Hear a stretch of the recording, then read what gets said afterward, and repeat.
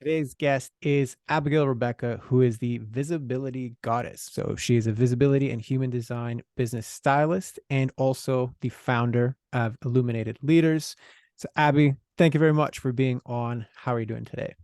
Thank you. I'm really good. Thank you, Dresco. Thank you so much for having me. You're very welcome. And, for those of you that are listening versus like watching this on YouTube, it was like very apparent as soon as you came on. It's like, okay, the visibility goddess, like you're just bright and shining, like the background fits, the outfit fits, like everything just fits. So that was like the first impression is very much like walking the talk. So I just wanted to commend you for that. And with that, I'd also love to know, how did you get to doing what you're doing and how did you become the visibility goddess? Yeah, I'd love to share. So I left corporate about 8 years ago. I was completely burnt out, very disillusioned with working in corporate. And I set up my online business and really started to learn all the tools, I guess, that everybody does, in terms of the strategy and the how to with my business, but I was finding it really, really difficult to attract, I guess, the right clients, like soul clients and business opportunities. And it was really, really frustrating. And I didn't realize it at the time, but I had a lot of fears of rejection that were actually coming up. I was raised as a Jehovah's Witness. I left that when I was 16. We used to get our doors shut in our faces quite a lot. We used to get a lot of abuse shouted at us quite a lot. So there was a real fear of rejection that was really coming up within my business. Instead of sort of looking at what was causing that, I just started to work harder and harder and harder and just burnt myself out the same way that I did in corporate. Had a really bad heart condition. And it was only really when I discovered human design that I realized that I'm not designed to hustle. I'm not designed to work that hard. I'm designed to guide and I'm designed to rest. So it was like I was chasing like this version of myself that was all about hustling hard and working hard. And actually, it was just the opposite that really sort of fed my soul. And it was really interesting that it was just, obviously, we're going to talk about this later, like all the, I guess, like the blocks and the internal beliefs and the worries and the fears that stop us really from stepping into our true greatness. And I truly believe that our businesses are like the best personal development program that we could ever invest in because it just brings it all up and it continues to bring it up. Like I've got to a place now where I've been able to grow my business. I'm happy, I feel fulfilled. There are obviously still blocks that are stopping me from getting to the next level, which is why I'm so happy to have the opportunity to, for you to take a look at that. But I do feel like as soon as I started to look at me internally, so learning how to be instead of learning the how to, it really made a significant impact within my business. So I was like, right, that's it. I'm going to teach it. So before that, I was teaching visibility. I'm trained to be a personal stylist. I used to be a presentation coach. I used to teach people how to speak on camera, how to speak on stages. I've been public speaking since I was 3. I'm very, very comfortable at doing that. But now I combine it all together. So I help entrepreneurial women globally to be more visible online and in person. But really the foundation of all of that is really starting with human design. I don't know if you're aware of it, but it's just this super illuminating system which really teaches us how our energy is received by other people and how we receive others. So it's really, really great at helping you build relationships and helping you really sort of love yourself, I guess. Love it. There's so much there to unpack, or even just like go deeper into just from like that Yeah. short little intro. But there's so much that I love around it, and I'm just gonna I'll reflect back one thing, which when you said like, okay, like business is like the best like personal development thing that you could possibly do. And I say that all the time. Like like Yeah. kids, relationship, and business. Like those are that's the triumvirate as far as like if you want to do personal development seriously, get into a relationship, have kids, and or start a business. So 110% couldn't agree more. So what I'd love to then dive into is, just from that short share, like you have this arc where you've done a lot of the inner work, right? Nobody speaks about it that way without like realizing, okay, I was doing a lot of like the doing so I could have the thing, then hopefully I could be fulfilled, happy, whatever. And then you flip that around, right? Like I am more in tune with who I am because of human design. I align with how I'm actually fundamentally designed on a soul level. Then I do the thing, and now I have a lot more of the stuff, right? Like that's kind of the arc that I picked up. So I'd love to then dive into, what else is remaining, because you talk about, God, there's a lot of stuff that I did. I still feel like there's some blocks. So what else do you identify with an already high level of self-awareness? Mm. I think definitely for me, it's the consistency. That there seems to be like this feast and famine within not just my business, but my life. My business is reflecting that, right? But what happens with me is there'll be like big moments and big waves of income, abundance, clients, whatever, like manifestations, right? So things showing up in my life to bring me fulfillment, to bring me prosperity. And then it's crickets. And then I get another big piece of abundance and it's crickets. And so it seems to be like this cycle of feast and famine. And I actually, just to be really open and honest, I actually notice it as well in my eating, like with my health, with my diet.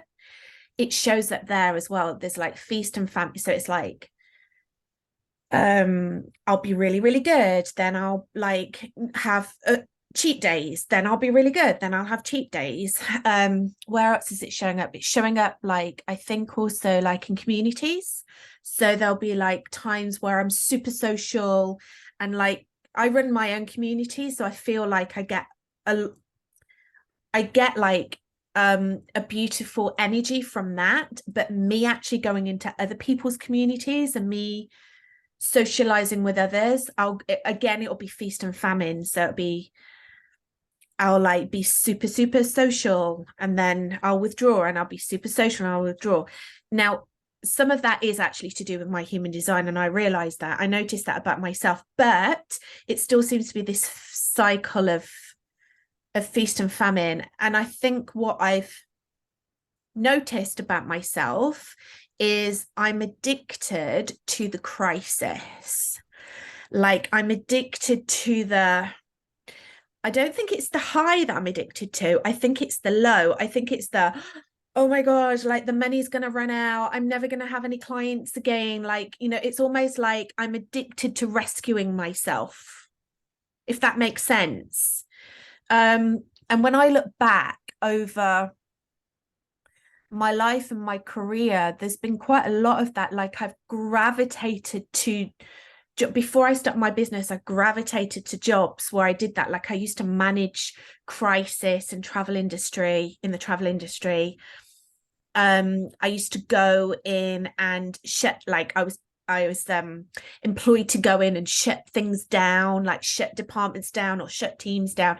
So it's like I've managed like this crisis, and it's almost like I kind of miss, I don't know if it's like the addiction or the adrenaline to that. It's like I miss it, and I seem to be recreating it in my business, and I just can't get out of this. I just can't get out of it.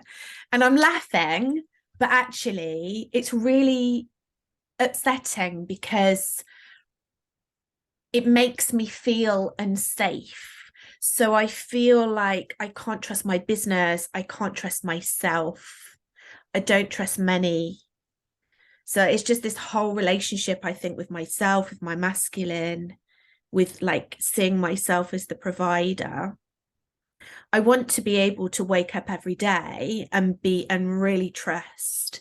And I feel like I don't have enough trust at the moment. So this always happens when I'm going up to the next level. So it's like this, it's happening now. It's when I found out about you and you approached me, it was happening then, it's still happening. And I know I'm ready for the next leap. I just want to make it less painful. Got it. Okay, so first and foremost, I just wanted to acknowledge the depth of self-awareness. Like I said, I kind of picked up on it initially, but like you've clearly spent some time diving into this on your own, right? Because you're painting the picture very well. You know the patterns very well. You see how they ripple out into different areas of your life, the social, the eating, right? And I don't know if you know, but my history is like I owned a brick and mortar weight loss center for 10 years, right? So I saw that play out in the food, and then it always translates to the family, it always translates to the work. So you picked it up in the business, but you're seeing it elsewhere. So I just wanted to commend you for the level of depth in awareness that you do have. I'm assuming it's a big factor. It also what makes you good at what you do, right? Like to be able to read somebody's chart and then you're picking up on all the different pieces and seeing the pattern. It's a beautiful, beautiful thing. So that's number one. Number two, and this might be a bit of a weird question. Why is this a problem for Um, I think the reason that it's a problem for me is that it doesn't make me feel safe. And I recognize that there will always be a level of inconsistency as an entrepreneur. It's the life, the business that I've chosen. But it's like I worry. It makes me worry. you? And about what specifically? I think about just like the fear of losing everything. The fear of losing my business, the fear of, losing my like my lifestyle, my home. I can't. I'm very good at getting into the worry cycle where I start to fantasize about everything that can go wrong. I tend to go there, and I have to check myself and bring myself back so I can start to fantasize about all the good things. But I feel like very often I can get really stuck in the worry cycle. And it when I get stuck there, it does impact my health, it impacts my wealth, because I know that to some extent I'm vibrating at that frequency. So it's kind of that the very thought of it is keeping me stuck. And it's impacting my happiness. I live a really lovely life. I'm so fortunate. I'm so grateful for everything that I have. But I think I just worry that it's all gonna like go wrong. It's too good to be true. It's all gonna go wrong. And I definitely feel that I do on some level. I self-sabotage. I think on an unconscious level, I definitely self-sabotage. Yeah, I would 100% agree, because it's like your reality doesn't reflect the mentality. You know what I mean? Like the things on the outside are good. I always get out of like it's been repeating for a while. Like I've always been okay, yet inside, despite the evidence, it's all about the crumble, right? Yes. Yeah. Okay. Yeah. So another seemingly weird question, but what benefit do you get out of these patterns? I've thought about that a lot. And I know that I get a lot of benefit from it, but I can't really pinpoint it massively. Um, I think that I definitely worry about burning out and working too hard. I think there's definitely a worry that um, as I build out my business, I've got an incredible team that supports me. I've got an incredible network, but I feel like it's going to be more work, more responsibility. I used to manage really big teams, and big projects and big budgets when I worked in corporate. And one of the reasons that I left corporate is that I didn't want to have to deal with that. So I can't like separate, like taking my business to 7 figures, I immediately think of my corporate life. So I think it's like protecting me from what I think will be burnout and having to manage people again. And it's not really what I want. I also feel like there's an element of, I still hold back from really going there and pushing myself out of my comfort zone and taking big leaps of faith, because I still feel like there's a worry of, it's not necessarily a worry of failure, but not looking good. That's really interesting, actually, because I thought I'd overcome that. Okay, it's still there. So, I remember doing like a personal development seminar, and one of the big standout phrases from it was, the referral was to like playing small. It was like in reference to playing small, and it was like, he said, it's like playing tennis with an 8-year-old. You're always going to win. So I do feel like most days I'm playing tennis with an 8-year-old, if that makes sense. So I'm not like really going there. I'm not really pushing myself out my comfort zone and really doing the scary things, because I think there's definitely still an element of me that I want to look good. I want to be in control. I want to feel like I'm in control. Right. Because if you stay small, then it's controllable. Like an 8-year-old is pretty controllable. Yeah, I'll always win. If I play tennis with an 8-year-old, I'll always win and I'll always look good. Correct. Because when things got really big, like I had to manage a big team, I had a lot of responsibility. You can make the argument I was working against my natural soul inclinations with regards to how I operate. All of that is associated with bigness, Yeah. right? So if I keep small, not only will I always win, right? Because I think that the part that you're winning is the beautiful articulated arguments as to your victimhood. And I don't say that judgingly. I say that the victimhood of allowing myself to play small, because I still have PTSD over the responsibility, over taking big leaps of faith, over working more, over what it's going to require of who I believe I have to be to step into the leader that can create a 7-figure business, right? There's a lot of baggage from the past that very much coincides with you maintaining control over that 8-year-old who wants to play victim there. So just before I go on, how does that land? Yeah, it really resonates. About 10 years ago, I developed quite a bad fear of flying. It didn't stop me going on a plane because I love to travel. But I was getting really nervous, like really, again, the mind was going to doom. Yeah, so I was letting my imagination get carried away with me. And I realized on some level, I felt that it was attached to the fact that I wasn't in control, like I wasn't flying the plane. Mm. I had And no control. so go ahead. Yeah, by all means, finish.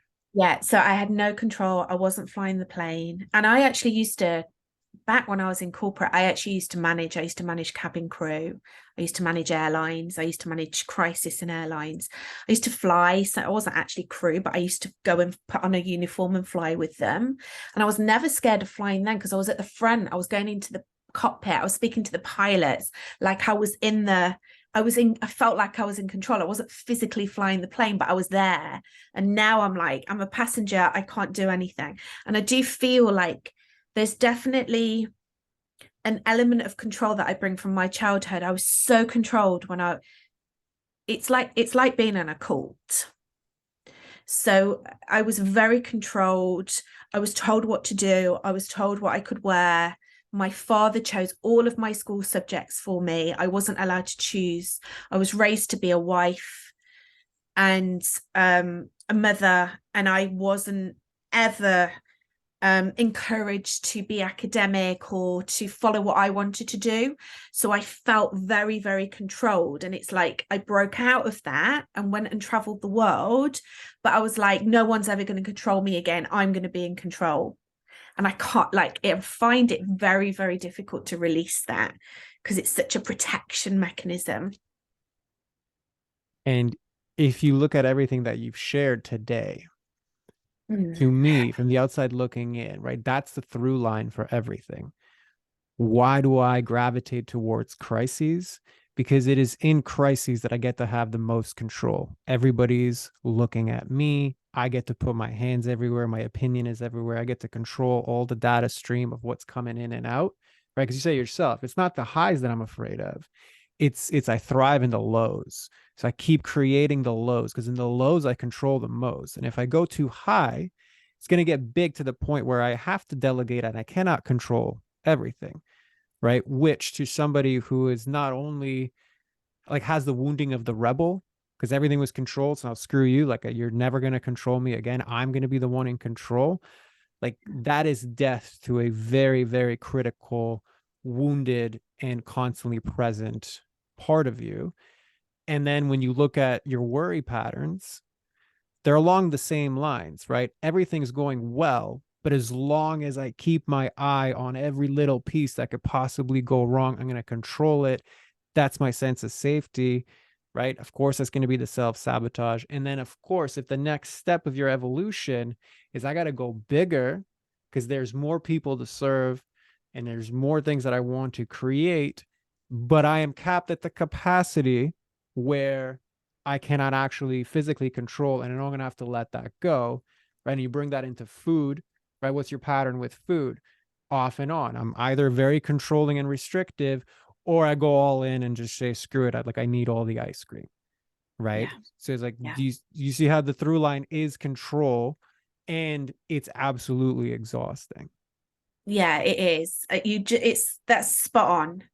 And also it's almost like I feel like my ego's in play as well. Like it's not, it's like it is 100% the control, but it's also like if I'm the rescuer, I look good. Even if I'm rescuing myself, it's like, oh look what it's almost like it's like Right. definitely like looking good, being in control. Yeah, spot on. And if Spot you're on. like, I don't know if you're familiar with the drama triangle, right? But the rescuer always needs either a victim to rescue, which in this Mm-hmm. instance you make your own victim, right? Like you said Yeah. with the 8-year-old, etc., Yeah. or a perpetrator. In this instance, if I allow my business to crash where there's nothing coming in, oh, there's the perpetrator I got to fight against. I got to rescue against that situation, right? So you're creating your own drama triangle within the actual business. So what lands Just so there? right. You're so right. Yeah. So you're very well aware, as I've said before, about all of this intellectually. Are you open to diving into this on a different, like more somatic or emotional level? Yeah, go for it. Okay, perfect. So we're not going to go like just very deep here, whatever. I just want to kind of get, because there's a lot of stuff that makes sense up here. And like, I don't think anything I've told you is like revolutionary new. So that's why I want to switch and look at this differently. So I was going to allow you to do your thing as far as like just deep breath in. I want you to just close your eyes, like really ground yourself to your own comfort level. And I want you to do that just using 5 breaths. So just go through your own process, trust yourself to ground. So allow you to do that, and I'll give you some additional prompts as you go through that. So Sorry, I just need to pick up my dog yeah, and he can settle and then we're good to go. Okay. perfect. It's a team effort, so I love it. It is a team effort. It is the team effort. Okay. Perfect. So you're just going through your own 5 breaths and you're settling in, allowing the breath to be deep and the exhale to be longer than your inhale. And as you get to these later breaths, I want you to just follow the breath down through your body towards your feet. And as you're going through that, just pay attention to, okay, where is the breath going? Is it flowing through areas of my body? Is it not flowing through areas of my body? Just kind of pay attention. And when you feel like you're settled, just give me a verbal cue.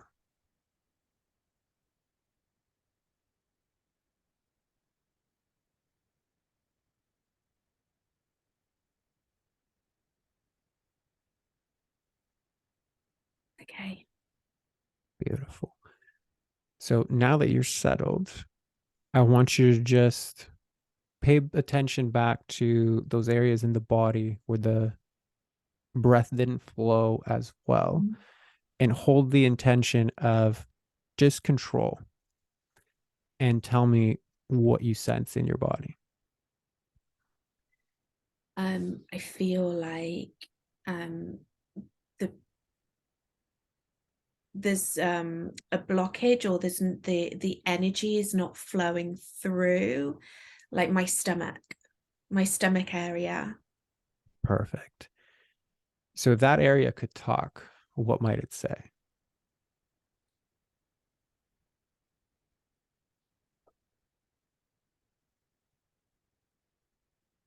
It would say that it's stuck. Beautiful. And stuck with what?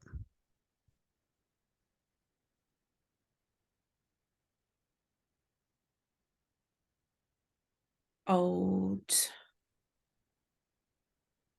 energy, old pain. Mm-hmm. There's pain there. Okay. Great observation. Anything else?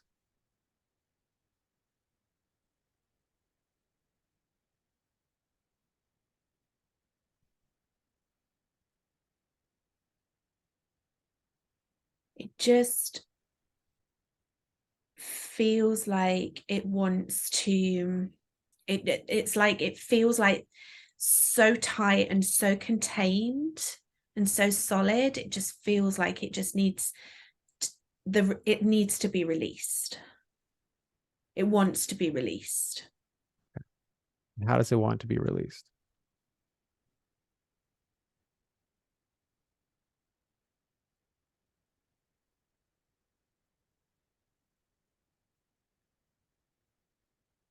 um I think the breath is working, like it's the breath seemed to work. Mm-hmm. um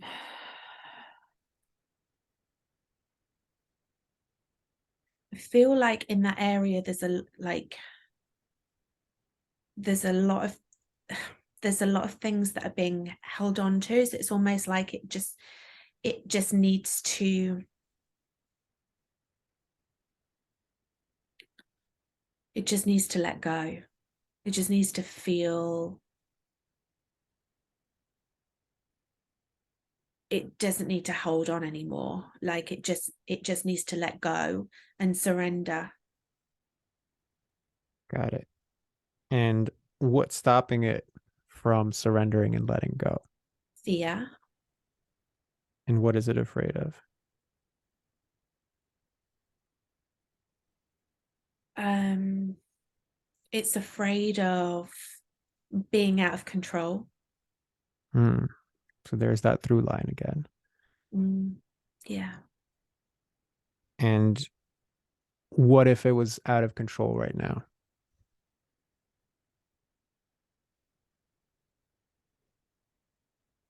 Well, the world hasn't ended.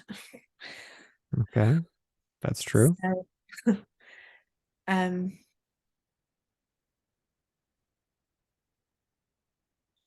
I almost feel like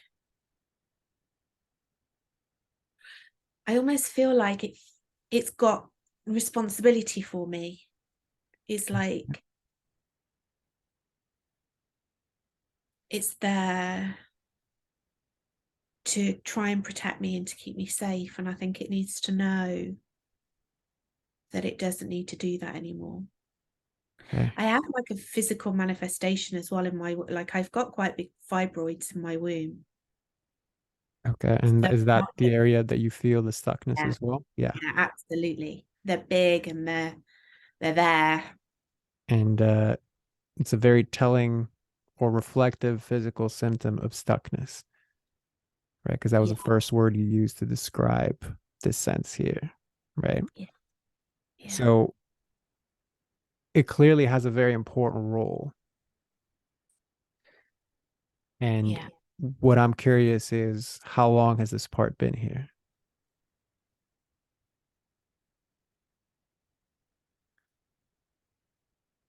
From forever. So a very long time. Yeah. Okay. Would it object to being seen it's in its surrender right now in this context? And it's totally fine if it does. Like, just let's just go there. Okay.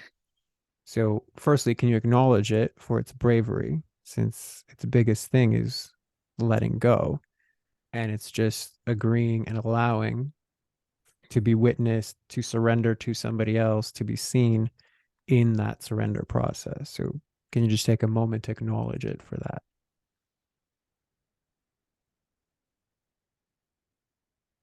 Okay. And how does it feel when you acknowledge it? It feels seen and appreciated. Okay, good. So, this part that's protected you for as long as you can remember, it's carried a responsibility to do this protection. So, can you ask it, what is its role specifically? What is it protecting you from? What is it taking this big responsibility to keep you safe? From being controlled Okay. and from dying. Okay. So that's a big responsibility. Yeah. Okay. So does it want to be in that role at this time?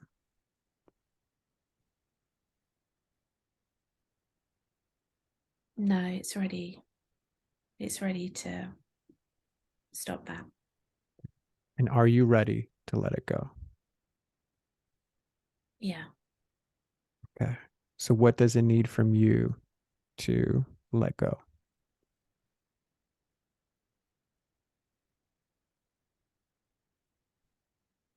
I think it needs to know that I'm going to be okay, that I don't need that protection, and that I can trust myself, and that I neither need to be in control or be controlled by anyone else. I'm a free spirit. There's no control anywhere. So it needs to know that it can be safe with you without it needing to control. Mm. Okay.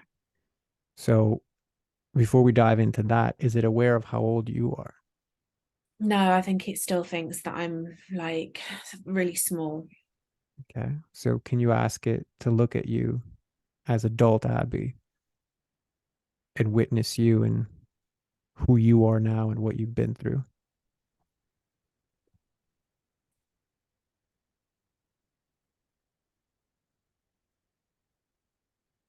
Okay. And how does Yeah. it feel? Surprised. Okay. Uh, um, it sees me. And how Sees do you me. feel to it?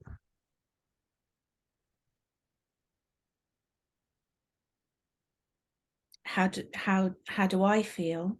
Correct. How do you feel towards it now that it's seeing you and your grown self? Um,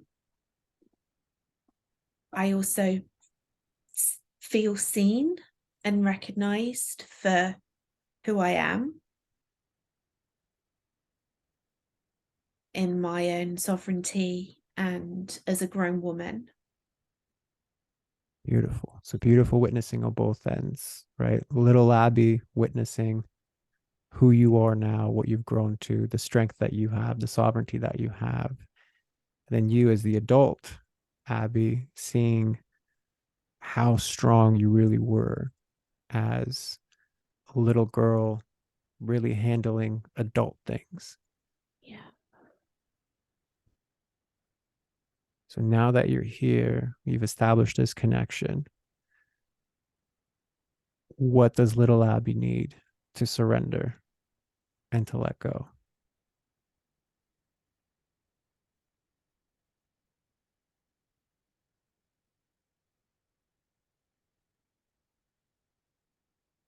She needs to feel safe. She needs to feel loved. She needs to know that the things that she grew up believing are no longer a reality, and she doesn't need to be afraid of them anymore.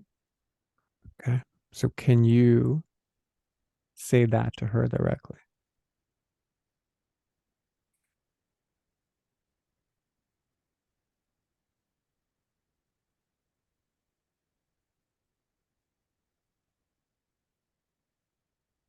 Okay. Beautiful. And how is she receiving that? She's happy. She's smiling. Okay. Very nice. Does she need anything from you in this moment right now? Yeah, she definitely needs a hug. Okay. So can you give that to her?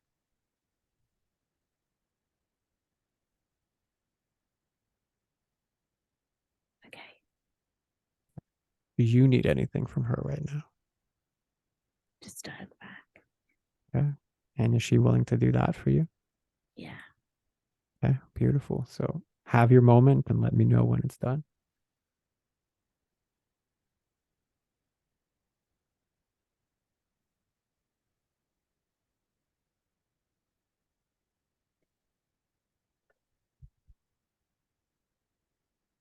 Okay.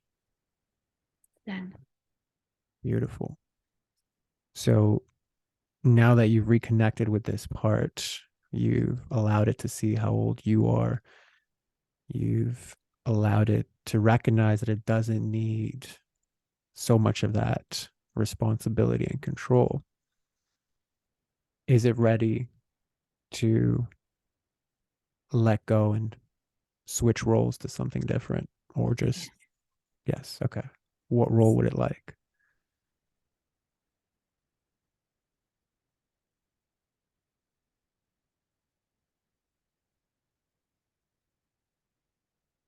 Just wants to be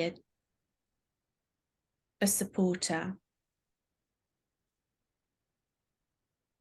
just to support and take a back seat, and then just gradually go away. Beautiful. So, can you find a spot for her to support you?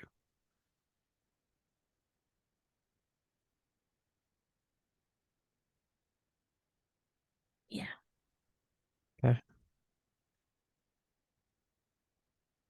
Does she need anything else from you in this moment?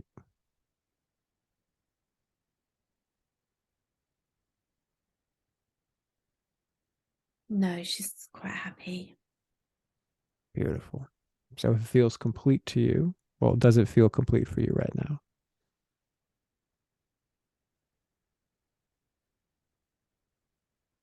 Yeah, it does. Okay. So, in that case, take this time to thank this part of you for showing up in such a brave way. Thank yourself for allowing yourself to go there. And as you say goodbye, allow yourself and your time to come back to the present here.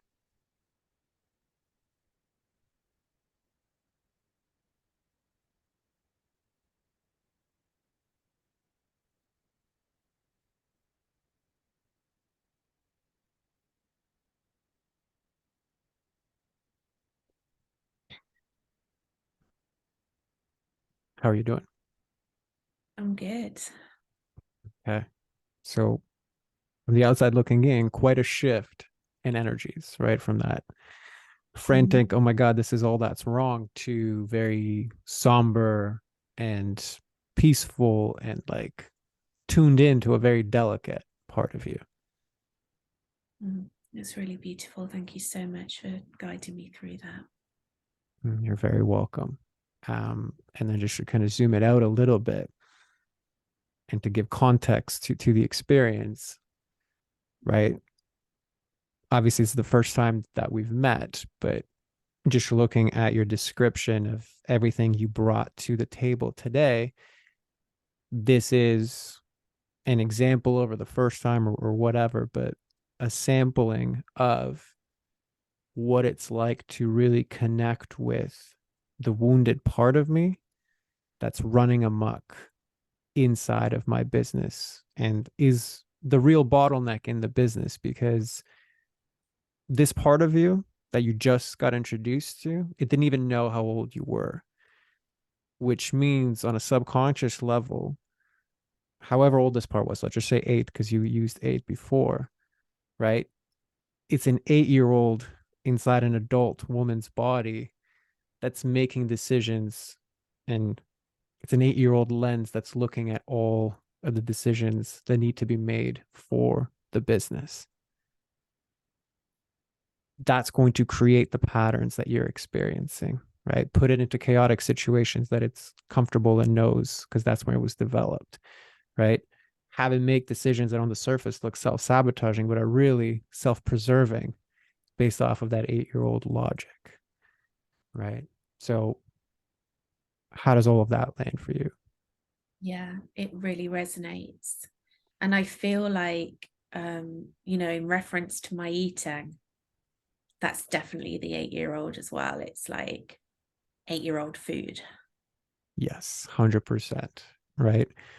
I either have all the cookies or I'm a bad girl and I have no cookies, right? Mhm. So, yeah.